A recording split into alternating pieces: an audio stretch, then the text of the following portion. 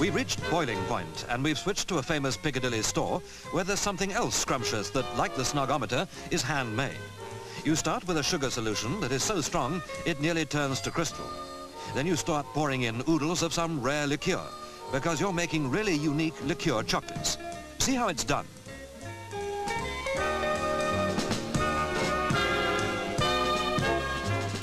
There's a hot, succulent toddy, the heart of a magical chocolate that is solid outside and inside liquid and sweet, a liqueur that trickles round your tongue.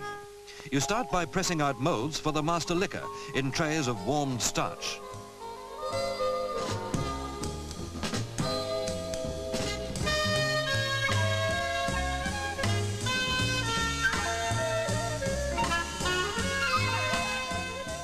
The starch absorbs just enough moisture from the sugar liqueur mixture to make the outside of it solidify slowly after it's been covered up.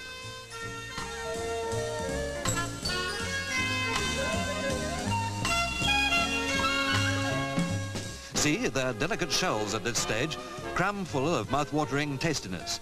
And there are other liqueur chocolates with something more solid as a heart, like those that are built round cherries that have been pickled in brandy for months and months.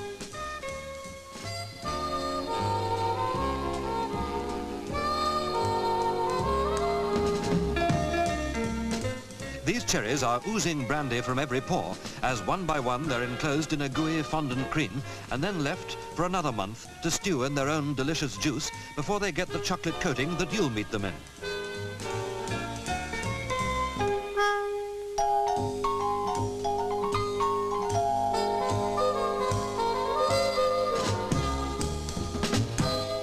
Handmade chocolates, and see how they get their straight line finish one by one. No wonder they cost the earth. This is a unique factory, the last that clings to the handmade perfection of yesterday, high over modern London's bustling Piccadilly, a story up from the elite shopping crowds that throng this elegant store.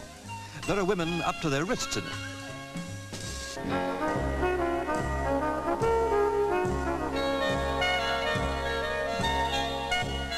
And the one-by-one treatment these sweetmeats receive isn't over when they've been fashioned and cooled down. They're hand-sorted, and after that, they're each and every one of them hand-packed. A personal service, you could say.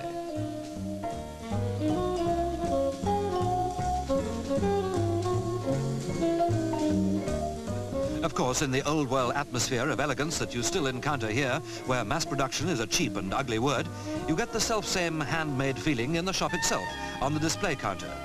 These are the end products of craftsmanship in the kitchen. You could almost say edible works of art.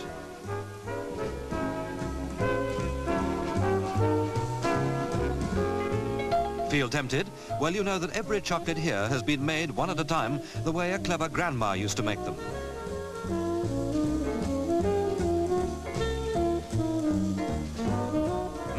That's probably what you've been wanting to do since we started this story.